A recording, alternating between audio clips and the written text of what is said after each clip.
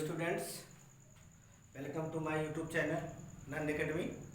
पिछली कक्षा में हमने आपको क्लास 12 सीबीएसई का फिजिक्स का सिलेबस बताया हुआ था और आज हम क्लास 12 का जो फर्स्ट यूनिट है इलेक्ट्रोस्टैटिक्स, उसका पहला chapter electro charge and fields को स्टार्ट करने जा रहे हैं। अब इसको स्टार्ट करने जा रहे हैं, इसके पहले हम थोड़ी सी कुछ ऐसी चीज़ें हैं जिसके बारे में जानना हमको बहुत ज़रूरी है। जैसे इसी इलेक्ट्रिक चार्ज एंड फील्ड्स है। इलेक्ट्रिक चार्ज एंड फील्ड में इलेक्ट्रिक चार्ज को समझना बहुत ही इम्पॉर्टेंट है, क्योंकि इलेक्ट्रिक चार्ज की पूरी स्टोरी क्लास 12 की फिजिक्स में जो हमारा एक पार्ट है पूरा electrostatics and current electricity, and फिर उसके बाद जो आपका आता है इलेक्ट्रोमैग्नेटिक इंडक्शन, सब में इलेक्ट्रिक चार्ज का बहुत रोल है। इसलिए हमको इलेक्ट्रिक चार्ज की थ्योरी को समझना, इलेक्ट्रिक चार्ज आया कैसे। जैसे आपने क्लास 10th में पढ़ा होगा, इलेक्ट्रिक चार्जेज जो होते हैं हमारे दो टाइप के होते हैं, प्लस होता है माइनस होता है। सेम चार्जेज एक दूसरे को रिपेल करते हैं, अपोजिट चार्जेज एक दूसरे को क्या करते हैं, अट्रैक्ट करते हैं। वो सब सारी चीज़ें आपको बताई जाएंगी, लेकिन उससे पहले थोड़ा सा इलेक्ट्रिक चार्ज की थ्योरी जो होती है, कैसे ये कॉन्सेप्ट इलेक्ट्रिक चार्ज का कॉन्सेप्ट हमारे माइंड में कैसे आया, या इलेक्ट्रिक चार्ज की जनरेशन कहाँ से हुई, हम इलेक्ट्रिक चार्ज के बारे में सोचे ही क्यों, इसके बारे में थोड़ा सा पहले जानते हैं। अब जानने के लिए हमको एक चीज़ जानना पड़ेगा। तो सबसे पहले एक चीज़ ये जानना पड़ेगा कि जो हमारा यूनिवर्स है, ये हमारा जो पूरा यूनिवर्स है, ये दो चीज़ों से मिलके बना हुआ है। यार हम ये कहें कि नेचर ने पूरे नेचर ने हमको दो चीज़ें दी हुई है। एक चीज़ हमारा मैटर है और दूसरा वाला हमारा क्या होता है, रेडिएशंस होते हैं। इन्हीं मैटर और रेडिएशंस को मिला करके ये पूरा हमारा क्या बना हुआ है, यूनिवर्स बना हुआ है, नेचर बना हुआ है, जिसको हम लोग देखते हैं नहीं देखते हैं, कुछ भी होता है। अब मैटर्स के पास हमारे क्या होता है, एक स्पेशल प्रॉपर्टी होती है, और रेडिएशंस के पास भी हमारी स्पेशल प्रॉपर्टी होती है। अब इस पूरे क्लास 12 में मैटर और रेडिएशन दोनों के बारे में आपको ये बाद में चल के आज जब एडवांस फिजिक्स पढ़ेंगे उसके बाद पढ़ेंगे। और मैटर हम तुरंत मैटर को स्टार्ट करेंगे, क्योंकि चार्ज जो होती है वो मैटर की ही प्रॉपर्टी होती है। तो पूरी फिजिक्स हमारे 12th की जो इस मैटर और रेडिएशंस पे ही है। तो ये मैटर हमारा क्या होता है, रेडिएशंस क्या होता है। रेडिएशंस के बारे में आपने थोड़ा बहुत पिछली क्लास में 11th में थोड़ा बहुत जाना होगा, नहीं जाना होगा तो आगे चल के जानेंगे। और मैटर्स जो हमारे क्या होते हैं, अब मैटर्स के पास होता है क्या, एक बेसिक प्रॉपर्टी होती है, एक ओरिजिनल प्रॉपर्टी होती है। जैसे हम लोग ये कहें, मैटर जो होता है वो किसी ऑब्जेक्ट को पुश कर सकता है। मैटर के पास होता क्या है, हम कहें मैटर के पास हमारा होता है मास होता है, मैटर के पास मास होता है, जिसकी वजह से वो फोर्स अप्लाई कर सकता है, पुल कर सकता है, पुश कर सकता है, बहुत सारी चीजें कर सकता है। जैसे हम ये सोचें, जैसे हमारे पास एक गोली होती है जिसके पास मास होता है, वो मैटर है हमारा, उसके पास एनर्जी होती है। हम यहाँ से उसको बड़ी तेजी से ऐसे पुश करते हैं, जैसे हम उसको धकेलते हैं वो जाके यहाँ पे हिट करता है। हम देखते हैं जब ये यहाँ पे हिट करता है तो क्या करता है, वर्क करता है, हम उसको कहेंगे। अब यहाँ पे थोड़ी सी क्या होती है, एनर्जी, उसके पास एनर्जी होती है, मोमेंटम होता है, बहुत सारी चीजें होती हैं, जिसकी वजह से वो क्या करता है, यहाँ पे जा करके वर्क कर पाता है। अगर उसके पास वो मोमेंटम, वो एनर्जी नहीं होती तो शायद वो जाके वहां वर्क नहीं कर पाता। एक चीज हमारे पास रेडिएशंस भी ऐसे होते हैं, जैसे हम लेजर बीम को, लेजर लाइट को यहाँ से क्या करते हैं, ऐसे अगर लेजर लाइट को यहाँ से स्टार्ट करें, ऑन कर देते हैं लेजर लाइट को, तो हम देखते हैं वो जाके क्या करता है, यहाँ वो भी हिट करता है, यहाँ भी क्या करता है, वो कुछ न कुछ वर्क करता है। दोनों में डिफरेंसेस क्या, मतलब सिमिलरिटीज क्या है। सिमिलरिटीज ये है कि वर्क हमारा मैटर भी कर सकता है और वर्क हमारा रेडिएशंस भी कर सकता है। इसके पास भी एनर्जी होती है और इसके पास भी एनर्जी होती है, यानी मैटर और रेडिएशंस दोनों के पास एनर्जी होती है जिसकी वजह से ये दोनों क्या करते हैं, वर्क कर पाते हैं। अब यहाँ पे हमको इस लेक्चर में जो पढ़ना है, मैटर के बारे में डिटेल पढ़ना है, या हमको आगे चल के एडवांस फिजिक्स अपनी आगे है जिसको हम पढ़ेंगे। ये इसके पास जो प्रॉपर्टी होती है मास की, इसके पास जो प्रॉपर्टी होती है वेव की होती है। हमने देखा यहाँ पे हमको वो जब हम मैटर को पुश कर रहे थे, वो मैटर हमको दिखाई दे रहा था, वो गया वहां पे हिट किया, लेकिन यहाँ पे क्या हुआ, हमको दिखता नहीं, लेकिन वेव के फॉर्म में वो चलता है। जैसे सनलाइट आती है, हमारी सनलाइट हमारे पास चली आती है, वेव के फॉर्म में वो आती है। जैसे वहाँ पे हमने किसी ये कहें कि कोई एनर्जी है हमारी, या किसी भी आग जैसे हम कहते हैं उसको जला दिया, वहाँ से हीट हम लोग फील करते हैं, वो वेव के फॉर्म में हमारे पास पहुँचती है। तो ये सारी चीज वेव, इसके पास बेसिक प्रॉपर्टी वेव की होती है और इसके पास क्या होती है, मास की होती है। एक चीज। दूसरी चीज, अब हम आते हैं मैटर पे। मैटर जो होता है हमारा, मैटर के पास हमने क्लास 11th में पढ़ा हुआ है, बड़ी ही अनोखी, बड़ी ही अद्भुत प्रॉपर्टी होती है इसके पास, जिसको हम लोग देखते हैं और समझते हैं। क्लास 11th में बताया गया होगा कि मैटर जो होता है, मैटर जानते हैं, मास होता है उसके पास, वॉल्यूम होता है, उसका कुछ न कुछ शेप होता है, साइज होता है, जो भी होता है, जिसकी वजह से वो पुश करता है, पुल करता है, जैसे भी है। और इसके पास एक बड़ी ही अनोखी, हम ये कहें बड़ी ही इंपॉर्टेंट चीज होती है, जिसको हम ग्रेविटेशनल फोर्स के नाम से जाने थे।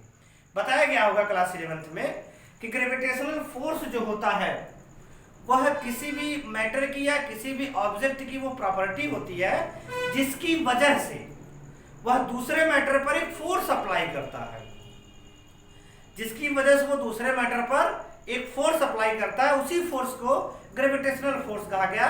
और उस ग्रेविटेशनल फोर्स का सोर्स क्या बताया गया, यानी वो जो ग्रेविटेशनल फोर्स था वो किस पे डिपेंड करता था। ये हमको आंसर मिलता है कि ग्रेविटेशनल फोर्स जो होता है वह उस मैटर की जो प्रॉपर्टी होती है मास, क्योंकि न्यूटन ने कैलकुलेशन में भी दिया है, या फिर directly proportional to m1 m2 upon r square, यानी मास, किसी भी मैटर का मास इंक्रीज करता है तो ग्रेविटेशनल फोर्स इंक्रीज करता है, किसी भी मैटर का मास डिक्रीज करता है तो ग्रेविटेशनल फोर्स क्या करता है, डिक्रीज करता है। हम 100% अगर क्लियर हो कि ये कहें तो हम कह सकते हैं कि जो ग्रेविटेशनल फोर्स होता है वो टोटली डिपेंड होता है ऑब्जेक्ट के मास पर। अगर मास नहीं है, ऑब्जेक्ट के पास मास नहीं है, तो हम ग्रेविटेशनल फोर्स के बारे में सोच भी नहीं सकते। हमने पिछली कक्षा में पढ़ा हुआ है, सॉरी हमने प्रीवियस क्लासेस में स्टडी किया हुआ है कि हमारा ये जो पूरा यूनिवर्स है, जो सैटेलाइट्स हैं हमारे, और सारी चीजें जो हैं सब एक दूसरे से क्या हुआ, ग्रेविटेशनल फोर्स से अटैच है। पूरा एकदम एक नेट बना हुआ है जिसकी वजह से एक दूसरे से कभी वो नहीं, हिट नहीं करते हैं एक दूसरे को, और बड़ी आसानी से पूरा यूनिवर्स क्या रहा है हमारा ऐसे चल रहा है। लेकिन मैटर के पास ये जो मास वाली प्रॉपर्टी होती है, ग्रेविटेशन वाली प्रॉपर्टी होती है, मास के कारण, मास की वजह से जो उसके पास ग्रेविटेशन वाली प्रॉपर्टी होती है, उस प्रॉपर्टी की वजह से ग्रेविटेशन फोर्स होता है। अब ग्रेविटेशन फोर्स के अलावा भी हमको कुछ ऐसी चीजें देखने को मिली, जिस पे हम सोच के मजबूर हो गए कि मैटर के पास केवल ग्रेविटेशन फोर्स वाला ही प्रॉपर्टी नहीं है, या इस यूनिवर्स में अकेला ग्रेविटेशन फोर्स नहीं है, मैटर के पास अकेला ग्रेविटेशन फोर्स नहीं है, कुछ और ऐसे फोर्सेस हैं जो ग्रेविटेशन फोर्स से भी स्ट्रांग हैं या ग्रेविटेशन फोर्स से भी ज्यादा वर्क कर सकते हैं। जैसे हम आपको एक एग्जांपल देते हैं, जैसे आपने लोअर क्लासेस में ये देखा होगा कि जैसे हम किसी भी पेपर पीस को लेते हैं, किसी पेन से ऐसे क्या करते हैं, करवाया गया होगा एक्सपेरिमेंट में आपको, ऐसे ऐसे पहले उसको टच कराते हैं तो उस पेपर पीस को नहीं उठाता है, नहीं ले जा पाता, लेकिन जैसे ही उसको हम किसी कपड़े से या किसी अदर मटेरियल से उसको हम क्या करते हैं, ऐसे फ्रिक्शन कराते हैं, रगड़ते हैं उसको, फिर हम ऐसे टच कराते हैं तो वो उसको क्या करता है, क्लिंग कर लेता है, चिपका लेता है। जब वो उसको क्लिंग कर लेता है, एक एग्जांपल और हम समझे, हमने ये देखा हमारे पास क्या होता है, एक नट होता है, हम इस बोल्ट को लेके आते हैं, कस देते हैं, उसमें छोड़ते हैं, वो नीचे नहीं गिरता है मीन्स वो जो है उसको किसी न किसी तरीके से ऐसे चिपका लिया। ठीक, हमने इस मार्कर से यहाँ पे लिखा हुआ है, यहाँ से कुछ न कुछ पार्टिकल्स गया जो इस बोर्ड पे जाके चिपक गया, क्लिंग कर गया, और ये मार्कर हमारा जो कहे पार्टिकल जो है ब्लैक बोर्ड ने उसको क्या किया, सॉरी व्हाइट बोर्ड ने उसको चिपका लिया, नीचे नहीं आने दे रहा। अगर ग्रेविटेशनल फोर्स सही है, अगर ग्रेविटेशनल फोर्स है तो इस पार्टिकल को नीचे आना चाहिए। अगर ग्रेविटेशनल फोर्स है, इस नट में जो हमने बोल्ट को ऐसे कसा वो उसको भी नीचे आना चाहिए। अगर ग्रेविटेशनल फोर्स है तो ये जो पेन उसको चिपका के ऊपर लेके जा रहा है, अर्थ उसको खींच लेना चाहिए। लेकिन ऐसा नहीं होता है। ऐसे बहुत सारे एक्सपेरिमेंट्स आपको देखने को मिलते होंगे। जैसे हम कहें कि बादल जो होते हैं हमारे, ऐसे एक दूसरे से क्या करते हैं, फ्रिक्शन करते हैं। बादलों के मौसम में फ्रिक्शन करते हैं, लाइट निकलती है, साइन निकलती है। बहुत सारे ऐसे ढेर सारे एग्जाम्पल्स थे जो हमको ये सोचने पे मजबूर किए, परेशान किए कि अकेला ग्रेविटेशनल फोर्स ही नहीं है, कुछ ऐसे फोर्सेस भी हैं नेचर के पास, कुछ या नेचर में ऐसे फोर्सेस भी हैं जो क्या करते हैं, ग्रेविटेशनल फोर्स से कहीं स्ट्रांग है, जो कि ग्रेविटेशनल फोर्स से स्ट्रांग होने की वजह से बहुत बड़े बड़े वर्क करते हैं। जैसे हम यहाँ देखें, हमने यहाँ देखा कि मैटर है हमारा, वो पेपर पीस वो पेन था हमारा, वो पेपर पीस को क्या करता है, क्लीन करके लेके चला जाता था, चिपका के लेके चला जाता है। इतनी बड़ी अर्थ हमारी जो है उस पेपर पीस को क्या करती थी, नहीं ले जा पाती थी, नहीं अपनी तरफ खींच पाती थी। हुआ यूं। लेकिन हमारे दिमाग में एक बार कॉन्सेप्ट बना, हो सकता है कि इस पेन के पास मास है, पेपर पीस के पास भी मास है, हो सकता है वो ग्रेविटेशन फोर्स की वजह से उसको क्लीन करके लेके चला जाता है। लेकिन सोचिए, अगर वो ग्रेविटेशन फोर्स की वजह से उसको क्लीन करके लेके जाता है, चिपका के लेके जाता है, तो इसका मतलब क्या हुआ कि बिना फ्रिक्शन कराए या बिना किसी अदर मटेरियल से रगड़े हुए भी उस पेन को उसको लेके जाना चाहिए था, लेकिन ऐसा नहीं होता है। यानी हम सोचें तो उस पेन को जैसे ही हम किसी दूसरे मटेरियल के साथ फ्रिक्शन कराते हैं, किसी दूसरे मटेरियल के साथ रगड़ते हैं, उसके अंदर एक प्रॉपर्टी आ जाती है। जब तक वो प्रॉपर्टी उस पेन के पास रहती है तब तक उस पेपर पीस को लेके जाता है, अन्यथा नहीं ले जा पाता। अब ये जो प्रॉपर्टी है, ये जो फोर्स लगा, ग्रेविटेशन फोर्स के अगेंस्ट जो फोर्स लगा, जो ग्रेविटेशन फोर्स से स्ट्रांग फोर्स लगा, ये फोर्स जो है हमेशा या हर टाइम, किसी भी टाइम उस मटेरियल पर नहीं आता है, एक विशेष सिचुएशन पे आता है। वो जो सिचुएशन हमारी क्या थी, जब तक हम उस मटेरियल को किसी दूसरे मटेरियल से फ्रिक्शन नहीं कराते थे, रगड़ते नहीं थे, तब तक वो वाली प्रॉपर्टी उसके अंदर नहीं आती थी। जब तक वो वाली प्रॉपर्टी उसके अंदर रहती थी तब तक वो क्या करता था, उसको अट्रैक्ट करता था। जब तक उसके अंदर प्रॉपर्टी जब उसके अंदर नहीं होती है, वो उसको अट्रैक्ट नहीं करता है। अब ये जो प्रॉपर्टी उसके अंदर आती है, इसी प्रॉपर्टी का नाम दिया गया चार्ज। अब हम ये कहें कि जब तक वो पेन हमारा चार्ज है तब तक पेपर पीस को क्लिंक करेगा, जब वो चार्ज नहीं है तो पेपर पीस को क्लिंक नहीं करेगा। दूसरे लैंग्वेज में कहें कि वो फोर्स तब तक अप्लाई कर सकता है जब तक वो चार्ज है, जब वो चार्ज नहीं है तो फोर्स अप्लाई नहीं कर सकता। लेकिन जैसे ये चार्ज होता है तो फोर्स अप्लाई करता है। ये वाला जो फोर्स होता है, ये फोर्स ग्रेविटेशनल फोर्स से कहीं ज्यादा स्ट्रांग होता है। यानी अब यहां पे क्लियर हो गया कि मैटर के पास केवल ग्रेविटेशन फोर्स नहीं होता, उसके पास एक फोर्स और होता है जो कि ग्रेविटेशन फोर्स से स्ट्रांग होता है। ग्रेविटेशन फोर्स जो होता है वह मैटर के पास जो मास वाली प्रॉपर्टी होती है उसकी वजह से होता है। लेकिन ये जो फोर्स होता है हमारा, जो चार्ज करने के बाद आता है, ये मैटर के पास एक विशेष कंडीशन पे आता है। वो कंडीशन जो होती है हमारी, वो होती है जब तक हम मैटर को एक दूसरे के साथ फ्रिक्शन नहीं कराते हैं तब तक नहीं आता। यानी मटेरियल को फ्रिक्शन कराने के बाद उस पर एक अलग टाइप का फोर्स जनरेट हो जाता है, अलग टाइप की प्रॉपर्टी जनरेट हो जाती है। उस प्रॉपर्टी को हम नाम देते हैं चार्ज। ये होता है हमारा क्या, चार्ज। तो ऐसे दिमाग में आया, क्या हमारे यूनिवर्स में जितने मटेरियल हैं, सभी के सभी मटेरियल, टोटल मटेरियल जो होते हैं, क्या सभी एक दूसरे के ऊपर फोर्स अप्लाई करते हैं? ये पता करने के लिए साइंटिस्ट ने क्या किया, ढेर सारे साइंटिस्ट मिले और एक्सपेरिमेंट करना स्टार्ट किए। और स्टार्ट करते करते वो ये पहुंचे कि ढेर सारे मटेरियल को लिए, सपोज करिए जैसे उन्होंने लिया प्लास्टिक मटेरियल को, फिर उन्होंने लिया ग्लास मटेरियल को।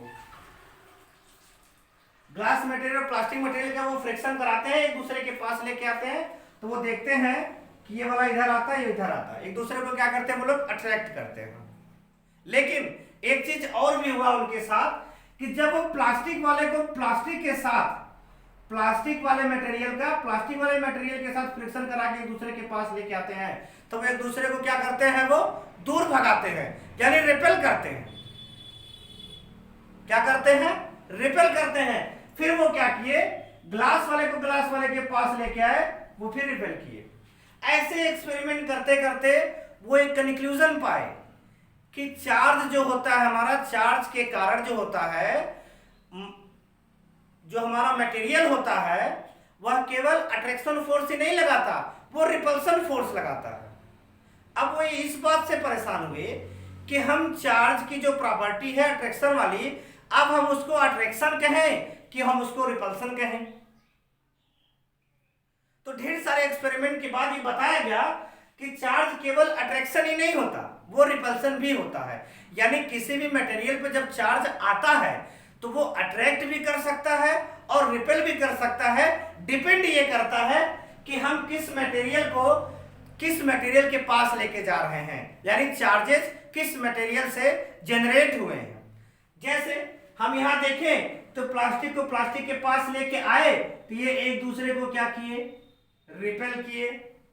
ठीक, ग्लास को ग्लास के पास लेके आए तो ये भी एक दूसरे को क्या किए, रिपेल किए। लेकिन जब हम प्लास्टिक को ग्लास के पास लेके आते हैं तो एक दूसरे को क्या करते हैं, अट्रैक्ट करते हैं।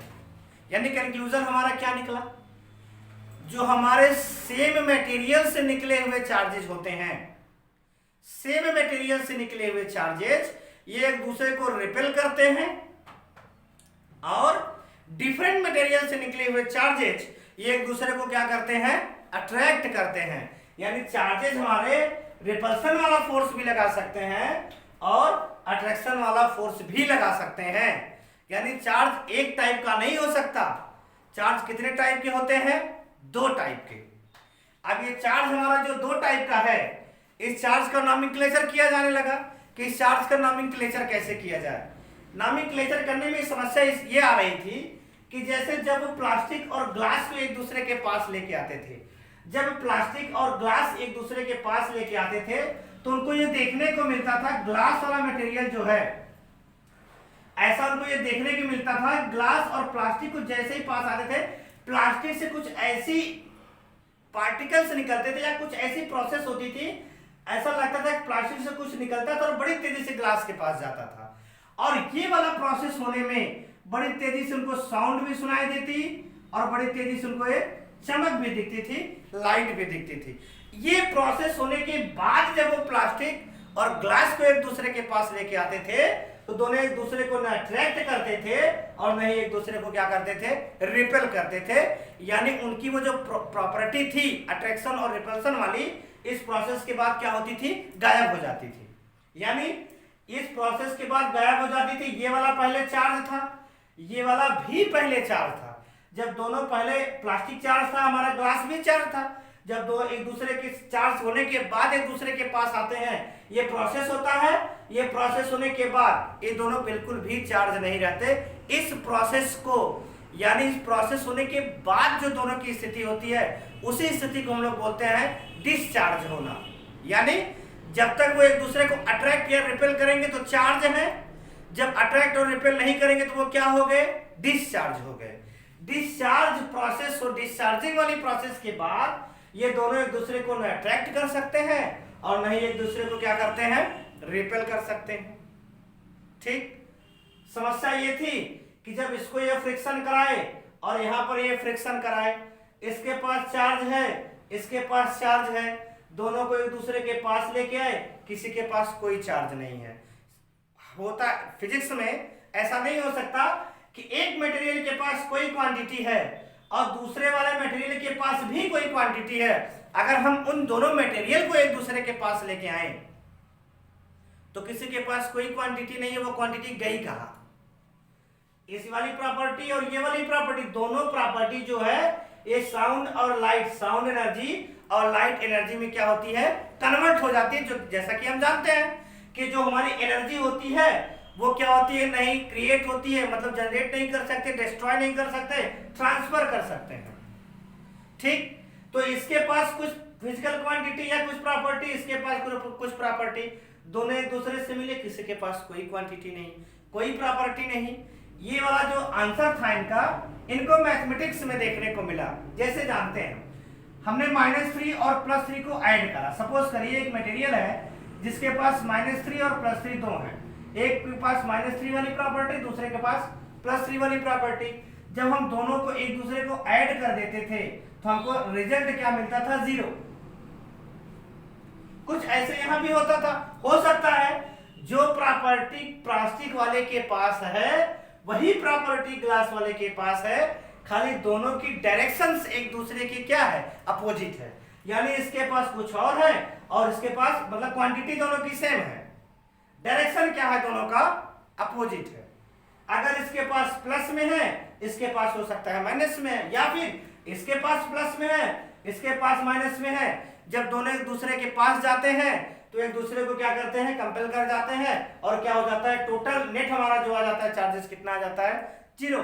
अब यहां से उन्होंने क्या रख दिया कि चार्जेस जो हमारे दो टाइप के होते हैं, अट्रैक्शन और रिपल्सन। ठीक, अब इस चार्जेस को इसी की वजह से नाम रख दिया गया। चार्ज हमारे कितने टाइप के होते हैं? 2 टाइप के। और फर्स्ट जो होता है हमारा, उन्होंने कहा पॉजिटिव चार्ज, और सेकेंड वाले का नेमिंग क्या किया? Negative charge. पॉजिटिव चार्ज और नेगेटिव चार्ज। जैसे हमने ये देखा कि सेम मटेरियल से जो चार्जेस निकलते थे वो एक दूसरे को अट्रैक्ट करते थे, और डिफरेंट मटेरियल से जो चार्जेस निकलते थे वो एक दूसरे सेम मटेरियल से जो चार्जेस निकलते थे वो रिपेल करते थे, और डिफरेंट मटेरियल से जो चार्जेस निकलते हैं वो एक दूसरे को क्या करते हैं? अट्रैक्ट करते हैं। यहां अगर हम लोग देखें तो प्लस और प्लस एक दूसरे को क्या करेगा? ये करेगा रिपेल। माइनस और माइनस क्या करेगा? ये भी क्या करेगा? रिपेल। लेकिन प्लस और माइनस की बात करें तो ये क्या करेगा? अट्रैक्ट करेगा।